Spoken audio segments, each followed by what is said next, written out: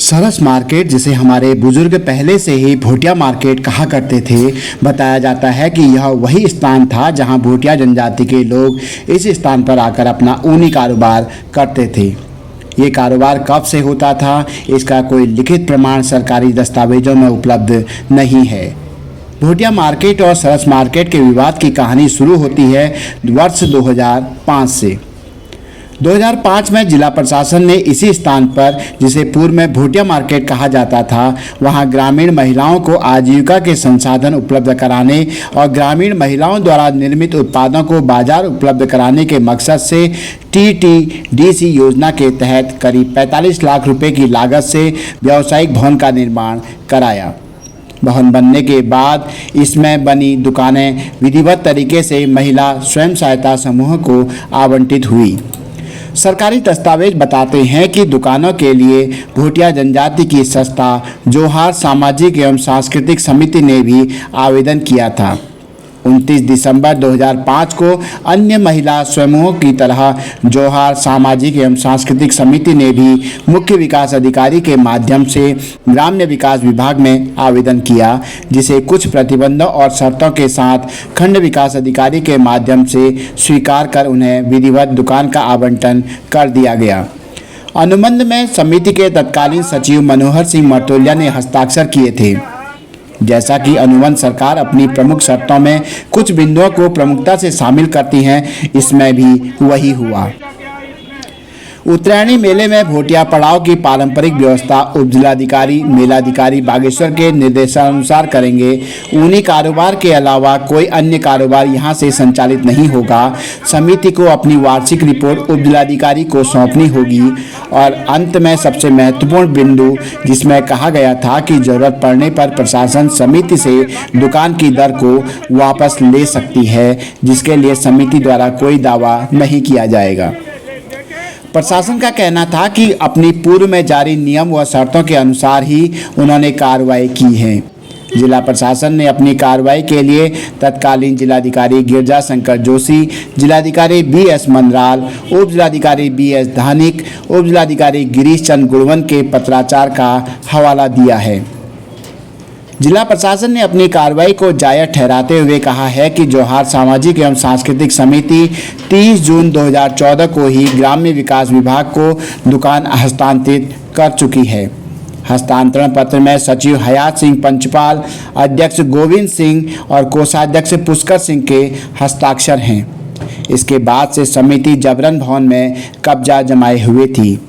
हालांकि जोहार सामाजिक एवं सांस्कृतिक समिति प्रशासन के इस दावे को पूरी तरह नकारते हुए कहती है कि सरकार भोटिया जनजाति के साथ अन्याय कर रही है, जिसे बर्दाश्त नहीं किया जाएगा।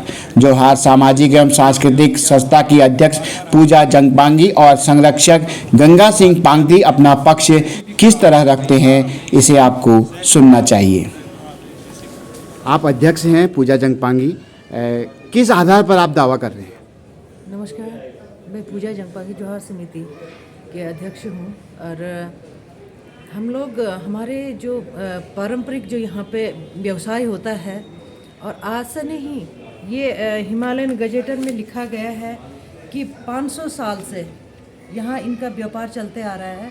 और उस समय 4 लाख का व्यापार होता था 500 साल पहले। और हमारा जो नमक और सोने का और ऊनी सामान का, जड़ी बूटी, हस्तशिल्प, हस्तकला, सबसे ज़्यादा व्यापार यहाँ पे होता था। और ये मंडी सबसे पौराणिक है। और यहाँ पे हमारे इतिहास भी जुड़ा हुआ है। सुनपति सौकार की बेटी रजनी शौकानी और कत्यूर के राजा का बेटा मालू शाही, उन दोनों का विवाह भी हुआ था बागनाथ मंदिर में। आज भी साक्षात है भगवान बागनाथ। तो इसी मंदिर में मन्नतें मांगी गई थी राजा सुनपति सौकार और कत्यूर के राजा ने।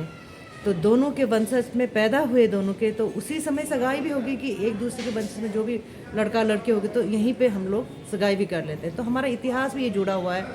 और इसके साथ जो हमारा व्यापारिक है, आज से नहीं सैकड़ों साल से हमारे व्यापार चलते आ रहा है यहाँ पे, और हम इसी व्यापारिक परंपरा को बनाए रखने के लिए हम लोग इस तरह से हम लड़ रहे हैं, ताकि हमारा ये परंपरा, ये हमारी धरोहर, हमारी संस्कृति, ये जो विलुप्त होने के कगार पे है, हम उसको बचाना चाहते हैं। और हम सरकार से, जिला प्रशासन से और गुहार कर रहे हैं कि ये जो हमारी परंपरा है इसको विलुप्त मत करिए, इसको ख़त्म मत करिए, इसको बचाए रखने के लिए हम लोग इतना संघर्ष कर रहे हैं। और यहाँ पे और एसडीएम साहब का अनुबंध हुआ था कि यहाँ पे भोटिया पड़ाव में ऊनी भवन का उपयोग किसी ऐसे कार्य के लिए नहीं किया जाएगा जो भोटिया के ऊनी कारोबार से बाहर हो, और भवन का देख रेख, बिजली, पानी और उसकी साफ सफाई का सारी संचालन समिति को दिया गया है 2005 में। और उसके बाद हमारे गिरजा शंकर डीएम रह चुके हैं, उनके साथ भी हमारा उन्होंने आदेश दे रखा है कि ये भोटिया पड़ाव को, समिति को देख रेख इनके संरक्षण में दिया जाए, ताकि ये जो विलुप्त होने के कगार पे है और जो हमारा कारोबार, जो व्यवसाय, उसको हम संरक्षित करना चाहते हैं, उसको बढ़ावा देना चाहते हैं। इसलिए हम सरकार और प्रशासन से गुहार लगा रहे हैं कि हमारी व्यापारियों को जितनी ज़्यादा सुविधा मिलेंगे तो उतनी अच्छी वो अपनी उत्पादक बढ़ाएंगे, ताकि जो ये विलुप्त होने के कगार पे है, आज हम लोग यूथ है जो खाली बैठे रहते हैं, उनको बढ़ावा दे रहे हैं कि ताकि ये लोग आप व्यापार बढ़ाइए, आप यहाँ पे मंडी पे लेके आइए, आप यहाँ पे बेचिए। तो हम लोग, हमारे तो व्यवसाय यहीं पे है, आज से नहीं, सैकड़ों सालों से। तो हम इतनी गुहार लगा रहे हैं, हम राष्ट्रपति तक हम ज्ञापन दे चुके हैं, उनसे मिल आए 3-4 बार, हम मुख्यमंत्री जी से भी मिल आए, उन्होंने हमें आश्वासन के अलावा कुछ नहीं दिया कि हाँ भाई ये हम ज़रूर इसको आपके जो है इसको हम विलुप्त नहीं होने देंगे, और इसको बरकरार रखने के लिए उन्होंने आश्वासन दिया। यहाँ पे क्या क्या कारण है कि प्रशासन के पास, प्रशासन के अपने तथ्य हैं, जो अनुबंध आपके साथ हुआ है उसमें कुछ समय तक आपको दिया गया है, उसके बाद वापस लौटाएंगे, कुछ इस तरह की शर्तें रखी गई हैं। प्रशासन का कहना है कि आपने ज़बरदस्ती उसमें कब्जा कर रखा है, असलियत क्या है? कब्जा तो हमारे व्यापारी थे, उत्तरायणी से पहले एक महीने पहले यहाँ पर भोटिया पड़ाव पूरी तरह से खाली होना चाहिए, ये अनुबंध में भी है, ताकि हमारे व्यापारी जो वहाँ से आते हैं तो वहाँ पे अपना सामान रखे, अपने वहाँ पे व्यापार करें। तो वो खोला नहीं गया। लास्ट 12 तारीख को हमने इतनी रिक्वेस्ट, इतनी एप्लीकेशन दी डीएम मैडम को, सीडीओ साहब को कि यहाँ पे हमारे व्यापारी आ गए, सामान बाहर पड़े हैं उनके, तब भी उन्होंने खाली नहीं किया था। तो बड़ी मुश्किल से उन्होंने 12 तारीख को जो उन्होंने कोई उस पर लिखित भी नहीं दिया, तो उन्होंने ताला मतलब हमें सौंप दिया कि हाँ भाई ये दुकानें आपकी है, आप इस रखें। कम से कम 1 महीने तक यहाँ पे, उसके बाद जो लोग उतने सामान लेके आते हैं तो उसी टाइम तो बिकता तो नहीं है उन लोगों के, क्योंकि वो कोई भी इतनी महंगी सामान होती तो एकदम नहीं बिकता है। तो व्यापारी सामान रख के गए वहाँ पे, और वहाँ पे जब सामान रख के गए, दोबारा वो लोग किसी के घर में कोई बीमार हो गए तो चले गए, वो कुछ सामान लेने भी गए थे, तो उनके एब्सेंट में ये ताला तोड़ के उनकी सामान जहाँ तहाँ बिखरा रखा है। इतनी महंगी सामानें फेंकी गई है बाहर, और इनकी लाखों का सामान है। 2 दिन पहले जो सरस मार्केट को लेकर जो कब्जा हटाया गया, प्रशासन का दावा है कि कब्जा किया था, तो उसमें वो उनका तर्क ये है कि आपने ताला लगा दिया था, तो इसके पीछे क्या तर्क था? ताला, उनके जो सामान थे हमने सुरक्षित रखा। जब वो आएंगे, हमारा ये था कि कहीं इनका सामान कुछ खोए ना। अगर हम छोड़ देते, कोई सामान उठा ले गए, तो वो किस पे जिम्मेदारी? हमारी समिति की जिम्मेदारी आती। हमने ये इसलिए उनके सामान सुरक्षित रखेगी, ताला लगाए, जब आएंगे वो हमारे पास से चाबी ले लेंगे अपने सामान। उनके सामान बिल्कुल सुरक्षित रखा गया था वहाँ पे, और ये सारे मेरे पास प्रूफ भी है, वीडियोज भी है, और हमने बिल्कुल सुरक्षित रखा था वहाँ पे सामान। और जो ये महिलाओं को, जो वीडियो साहब है, महिलाओं को जगह जगह से पैसा दे के जो महिलाओं को ला के वहाँ पर धरना प्रदर्शन किया गया था, किस आधार पर किया गया था? वहाँ पर कोई तथ्य है बताइएगा। ये धरना प्रदर्शन का कोई क्या है मतलब बताइए? हमारे सामानों का कंपैरिजन करते हैं वहाँ पे, भट्ट और नींबू के अलावा, ये हल्दी के अलावा क्या बेची जाती है वहाँ पे? हमारी तो व्यवसाय इतनी वो महंगी व्यवसाय है, क्योंकि हमारी रात दिन काम करते हैं ऊनी कारोबार के लिए, और एक मफलर हमारे 8 से 10 हज़ार रुपये में बिकता है, अंगूरा का, पश्मीना का। और जड़ी बूटी जहाँ से इतनी कठिन जगह से लेके आते हैं, दुर्लभ होती है वो जड़ी बूटी, वो लेके आते हैं वहाँ पे बेचने के लिए, जो कहीं नहीं मिलता है। तो ये चीज़ें इनकी आप और क्या नाम कहते हैं, ये जो हल्दी और ये भट्ट और नींबू की कंपैरिजन करते हैं वहाँ पे जो बेचते हैं, हमने महिलाओं से कहा कि ठीक है आप लोग बेचिए यहाँ पे, मगर हमारे जो व्यापारी है उनके साथ तो तुम गलत व्यवहार मत करो, जाति सूचक मत करो। उन्होंने जाति सूचक पे जो हमारे व्यापारियों के साथ गलत किया, और बीडीओ साहब ने खुद हमारे संरक्षक पांगती जी हैं उनके साथ भी जाति सूचक शब्द से उनका प्रहार किया। और ये जो गलत है, जो उत्पीड़न है, हमारे जो कार्यालय में है तहस नहस कर दिया गया। हमारी भावनाओं पे, हमारी हर लोगों के भावनाओं पे इन्होंने चोट पहुंचाई, आघात पहुंचाई। इन पे सख्त से सख्त कार्रवाई होनी चाहिए। प्रशासन का दावा है कि इन्होंने आपको नोटिस दिया था, 2 नोटिस आपको जारी हुए थे, 5 तारीख लास्ट डेट थी, तब भी खाली नहीं कराया गया था। क्या नोटिस मिला था? नोटिस दिया गया था, उसमें डेट नहीं डाला गया था। इनकी भी कमियां हमने पकड़ रखी है। और जो नोटिस देने के बाद जब ये सोमवार को जनता अदालत में हमने वहाँ बात रखी थी, हमने लिखित हमने वो दी थी कि जो नोटिस आ रखी है और पुलिस रखी गई है किस आधार पर है ये, और ये जो चीज़ें हैं वहाँ पे उनकी सारे कुछ तो ये ब्लॉक वालों का अम्मा भोजनालय है, दुग्ध डेयरी है, जो कि वहाँ पे ये है कि वहाँ पे ऊनी कारोबार के अलावा दूसरा कार्य कोई नहीं होगा, ये अनुबंध में है। और वहाँ पे अम्मा भोजनालय है, सारी तो उनकी है।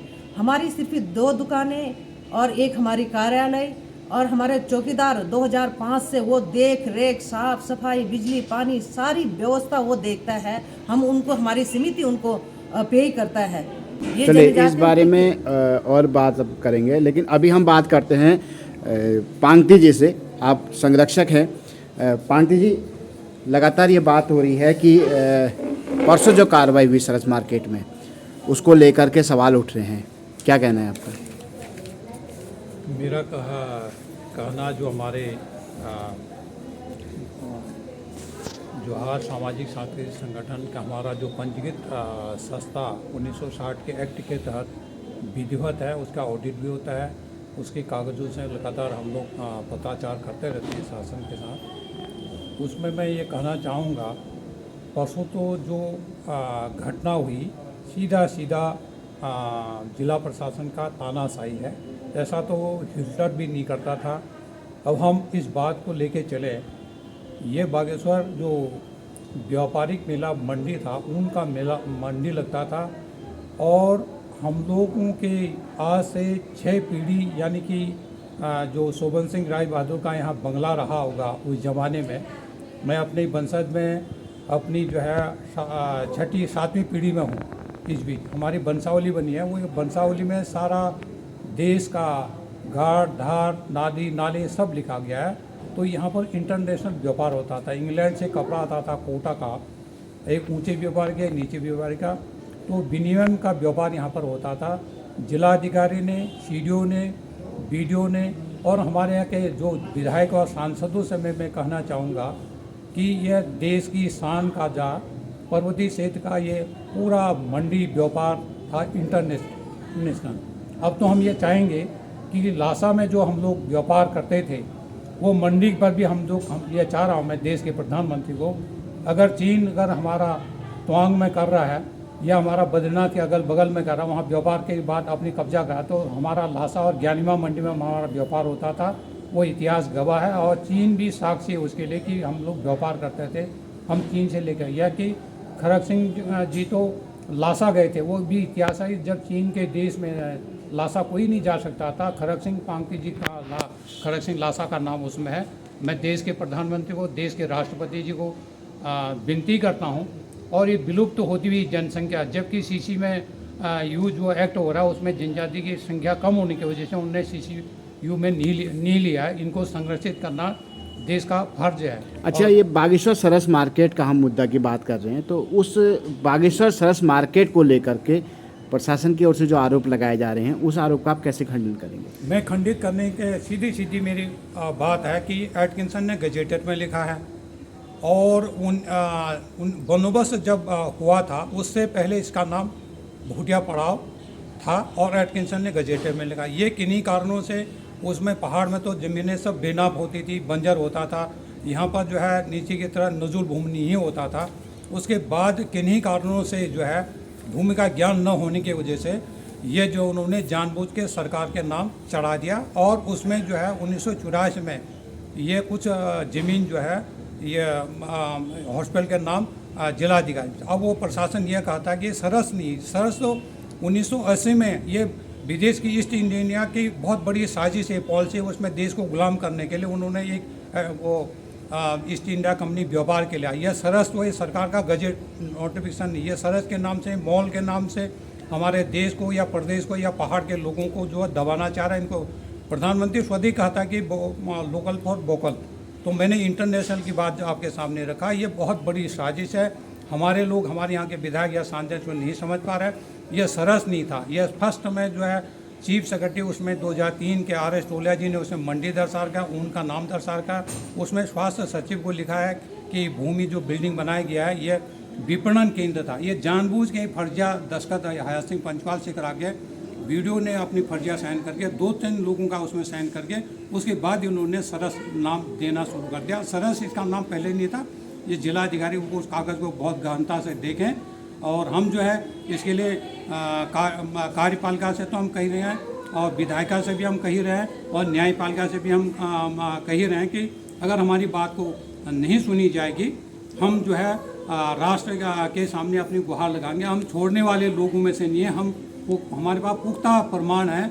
अगर जिलाधिकारी बैठ के एक खुली बैठक भी करना चाहता है तो वार्ता में हम लोग आके अपनी तथ्य को रख सकते हैं। वंशावली दिखा सकते हैं, एटकिंसन का दिखाना चाहते हैं, जो हमारे बुजुर्गों की वंशावली में सारे चीज़ लिखा गया। ये तो इंटरनेशनल व्यापार केंद्र था, ये झूठा दावा है उनका, ये फर्जिया दावा है। विपणन केंद्र पहला था, सरस जानबूझ के किया इन्होंने ये किया। हम तो अब जो जैसे मैंने पहले दोहराया कि हम तो जो है ज्ञानमा मंडी और लासा में भी हम अपनी बात को रखेंगे कि हमारा व्यापार पुनः चला, कि रोज़गार तो मिल नहीं रहा। अब हमारा नया पीढ़ी पुनः उस व्यापार की तरफ जाएंगे। हम पूरा जो है इसमें, कल भी हमने जो है इसमें न्याय के लिए एफआईआर लिखा रखा है। अगर एफआईआर नहीं होता, मैं कल सीओ साहब से खुद कह रखा कि मैं आमरण अनशन में बैठूंगा। मैं 74 साल में आमरण अनशन, जनहित में जो है लोकहित में हम लोग बात को रखें। कानून हमने हाथ में लिया, उनने हमें जबरन जो है कानून के अंदर ज़बरदस्ती धकेला है। ये कानून के पालन होना चाहिए, कानून का पालन न हो, उन्होंने एक तानाशाही दिखा रखा है। सरस मार्केट में अधिकार को लेकर जौहार समिति ने अपने तर्क दिए हैं। उनका कहना है कि भोटिया संस्कृति के संरक्षण के प्रयास होने चाहिए थे, लेकिन सरकार उन्हें उजाड़ने पर तुली हुई है। वहीं समिति के आरोपों को जिला प्रशासन ने सिरे से खारिज किया है। सरकार अपनी कार्रवाई को जायज़ ठहरा रही है। खंड विकास अधिकारी आलोक भंडारी ने दावा किया है कि समिति के पास कोई वैधानिक दस्तावेज उपलब्ध नहीं है, केवल भावनात्मक रूप से अपनी बात को रखना ठीक नहीं है, जिसे स्वीकार नहीं किया जा सकता। प्रशासन ने साक्ष्य प्रस्तुत करते हुए कहा कि समिति ने नियम विरुद्ध उत्तरायणी मेले में आए व्यापारियों से बिना मेला समिति को विश्वास में लिए किराया वसूला है, जो कि गैर कानूनी है। उन्होंने साफ किया कि समिति के पदाधिकारियों ने ही दुकान जिला प्रशासन को वापस की है। इसके बाद भी कुछ लोग दावा कर रहे हैं कि ये दुकान उनकी है। वीडियो ने स्पष्ट किया कि प्रशासन पर कार्रवाई के दौरान महिलाओं के साथ अभद्रता और अन्याय करने का आरोप लगाया जा रहा है, जो कि सरासर गलत है। पूरी कार्रवाई के दौरान जिला प्रशासन के अधिकारी और पुलिस मौके पर मौजूद थे। पूरी कार्रवाई की वीडियो रिकॉर्डिंग की गई है। प्रशासन की कार्रवाई को वैधानिक और नियमानुसार बताते हुए खंड विकास अधिकारी ने अपनी बात साझा की। सरस मार्केट को खाली कराने को लेकर हंगामा हुआ है। 2 दिन पहले आपके नेतृत्व में कार्रवाई हुई है। आरोप लग रहे हैं कि बिना नोटिस से खाली कराया गया है, और क्या है हकीकत? हमने इनको उत्तरायणी मेले के उपरांत 2 नोटिस लिखित में इनको उपलब्ध कराए थे, लेकिन इनके द्वारा दिनांक, हमने नोटिस में भी तिथियों का स्पष्ट उल्लेख किया हुआ था कि दिनांक 5 तारीख तक ये अपने ताले खुलवाकर अपना दुकानें खाली करवा लें। अन्यथा की स्थिति में पुलिस एवं राजस्व प्रशासन के सहयोग से दिनांक 6 तारीख को ताले जबरन खुलवाने हेतु आवश्यक कार्रवाई कर दी जाएगी। लेकिन उसके उपरांत भी इनके द्वारा ताले नहीं खोले गए थे। इसी क्रम में 6 तारीख को तहसीलदार मजिस्ट्रेट एवं पुलिस विभाग के सहयोग से ताले खोले गए हैं। प्रशासन पर आरोप ये भी लग रहा है कि सक्षम अधिकारी वहाँ पर मौजूद नहीं थे, साथ ही महिलाओं के साथ अभद्रता की गई है। किस तरह बचाव करेंगे? इसमें देखिए, सभी को पता है कि वहाँ पर पुलिस विभाग की पूरी टीम मौजूद थी और तहसीलदार मजिस्ट्रेट की उपस्थिति में ताले खोलने की कार्रवाई की गई है। चूँकि समूह की महिलाएं वहाँ पर अपने अधिकारों के लिए एकत्रित हुई थी, उन पे भी ये आरोप लगा रही हैं कि उनके द्वारा भी बदतमीजी की गई है, जबकि पुलिस विभाग के उपस्थिति में ये सब कार्रवाई अमल में लाई गई है। प्रशासन पर आरोप भी लग रहे हैं कि कागज उनके पक्ष में है, जबरन हटाया गया है। जो दस्तावेज कहते हैं, क्या कहते हैं? देखिए, इसमें जो 18 जुलाई 2006 का जो जिलाधिकारी बागेश्वर का पत्र है, इसके माध्यम से TTDC जो भवन है, ये भोटिया जनजाति द्वारा ऊन एवं पारंपरिक हस्तशिल्प के प्रदर्शन हेतु जौहर सामाजिक एवं सांस्कृतिक समिति बनखोला को हस्तगत किया गया था, जिसमें स्पष्ट रूप से उल्लिखित किया गया है कि शासन द्वारा उक्त TTDC भवन मार्केटिंग सेंटर के प्रबंधन या हस्तांतरण के संबंध में कोई आदेश पारित किया जाता है तो यह आदेश स्वतः निरस्त समझा जाएगा तथा समिति को शासन के निर्देशानुसार तत्काल भवन को जिला प्रशासन को वापस करना होगा। इसके अलावा जो वर्ष 2005 का उप जिलाधिकारी कार्यालय बागेश्वर का पत्र है, इसके बिंदु संख्या 6 में भी स्पष्ट रूप से उल्लिखित किया गया है कि सरकार आवश्यकता पड़ने पर भवन को समिति से वापस ले सकेगी, जिस पर समिति का दावा स्वीकार नहीं किया जाएगा। इसके अतिरिक्त जो इनका अनुबंध गठित हुआ है, उसकी में भी स्पष्ट उल्लेख है कि इनके द्वारा कोई भी दावा, यदि शासन वापस लेता है भवन को, तो उसके द्वारा कोई भी दावा इनका स्वीकार नहीं किया जाएगा। इस क्रम में वर्ष 2014 में महालेखाकार ऑडिट टीम के द्वारा ऑडिट आख्या के माध्यम से नॉन फेडरेशन संस्था को भवन आवंटन के किए जाने पर आपत्ति दर्ज की गई थी, जिसके उपरांत जिलाधिकारी बागेश्वर के कार्यालय पत्र संख्या 735 दिनांक 1 जुलाई 2014 के माध्यम से अध्यक्ष जौहर समिति सामाजिक एवं सांस्कृतिक समिति बनखोला को स्पष्ट रूप से तत्कालीन सचिव और जो मंत्री दिनांक इनको उक्त भवन की आवश्यकता होने संबंधी पत्र प्रेषित करते हुए भवन का हस्तांतरण खंड विकास अधिकारी बागेश्वर को करने हेतु आदेश जारी किए गए थे, जिसके क्रम में दिनांक 30/6/2014 को तत्कालीन सचिव मंत्री जो हयात सिंह पंचपाल जी हैं, उनके द्वारा एवं उनके अध्यक्ष एवं कोषाध्यक्ष के संयुक्त हस्ताक्षरों के साथ उक्त भवन खंड विकास अधिकारी कार्यालय बागेश्वर को हस्तगत कर दिया गया था। तो सवाल ये है कि जब समिति ने, जौहर समिति ने के अध्यक्ष और कोषाध्यक्ष ने वापस कर दिया भवन को, तो आज दावा किस आधार पर है? इसमें जो मुख्य बिंदु है वो यह है कि जौहर समिति द्वारा उत्तरायणी मेले के दौरान दुकानों को जो जनजातीय समुदाय के व्यापारी हैं उनके लिए आरक्षित करने हेतु पत्र अपर जिलाधिकारी महोदय को प्रेषित किया गया था, जिसके क्रम में परियोजना निदेशक महोदय द्वारा हमें आदेशित किया गया था कि एक कक्ष समूह की महिलाओं के लिए रखते हुए अन्य दुकानों को जौहर समिति को हस्तगत कर दिया जाए। इसी क्रम में हमारे द्वारा एक दुकान आरक्षित रखते हुए अन्य सभी दुकानें जौहर समिति को व्यवसायियों हेतु हस्तगत कर दी गई थी। और उस आदेश में यह भी स्पष्ट लिखा हुआ था कि उत्तरायणी मेला समाप्त होने के उपरांत यह दुकानें पुनः समूह की महिलाओं के विपणन हेतु प्रयुक्त की जाएंगी। उत्तरायणी मेला समाप्त होने के उपरांत हमारे द्वारा पहले मौखिक रूप से इनसे वार्ता की गई, लेकिन इनके द्वारा खाली नहीं करने पर हमें लिखित रूप में कार्रवाई इनके खिलाफ करनी पड़ी। 2 नोटिस देने के उपरांत हमने इन्हें 5 तारीख की तिथि अंतिम तिथि दी थी, जिसके उपरांत हमने प्रशासनिक कार्रवाई हेतु इनको अवगत करा दिया था, लेकिन 5 तारीख को भी ताले न खोले जाने के कारण 6 तारीख को कानूनी कार्रवाई हेतु विवश होना पड़ा। क्या इनको पूर्व सूचना दी गई थी कि आज हम आ रहे हैं, आपका ताला तोड़ेंगे? इनको पूर्व सूचना लिखित रूप में भी दी गई थी और जिस दिन कार्रवाई हो रही थी उस दिन भी इनके घर में पुलिस बल के सदस्यों को भेजकर एवं इनको फोन के द्वारा भी अवगत करा दिया गया था। देखिए, जैसा कि सर्वविदित है कि जो पूरी कार्रवाई हुई है पुलिस विभाग की उपस्थिति में एवं तहसीलदार मजिस्ट्रेट की उपस्थिति में हुई है, इनके द्वारा आरोप लगाए गए हैं, उसके संबंध में अवगत कराना चाहूँगा कि पूरा जो घटनाक्रम रहा है उसकी वीडियोग्राफी भी हमने करवाई है और जो भी सामान सदस्यों का हो या जौहर समिति का हो वो हमने सुरक्षित कमरों में रखवाया हुआ है। ये चाहे तो उसे लिखित रूप में अनुमति प्राप्त करके हमसे अपना सामान वहाँ से ले जा सकते हैं। प्रशासन ने कार्रवाई की है, कुछ आरोप भी जौहर समिति पर लगे होंगे, तो किस तरह के आरोप हैं और आपने क्या कार्रवाई? देखिए, इसमें सबसे महत्वपूर्ण जो विषय है वो ये है कि आज तक भी उत्तरायणी मेले में ग्राम विकास विभाग द्वारा जो सरस सेंटर है उसमें सभी जो बाहर से हमारे व्यापारी आते थे उन्हें उनके निःशुल्क उनको दुकानें आवंटित की जाती थी, उनके रहने वगैरह की व्यवस्था भी ग्राम विकास विभाग द्वारा निःशुल्क की जाती थी।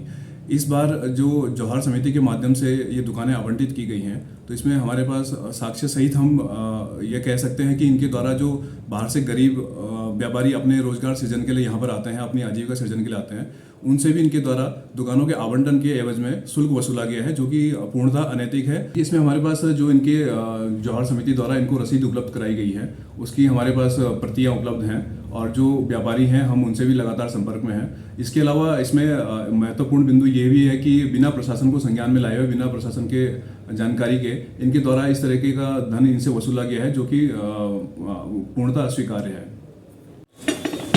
जौहर सामाजिक और सांस्कृतिक समिति ने अपने अपने तर्क देकर अपनी बात को सही साबित करने का प्रयास किया है। सरस मार्केट पर प्रशासन दस्तावेजों के आधार पर, जबकि समिति भावनात्मक रूप से अधिकार का दावा करती नजर आ रही है। झुकने के लिए न प्रशासन तैयार है और न ही समिति के सदस्य। अब आने वाले समय में देखना होगा कि कोल्ड वार से हॉट वार बन चुकी अधिकार की लड़ाई किस मोड़ पर आकर रुकती है। शुक्रिया।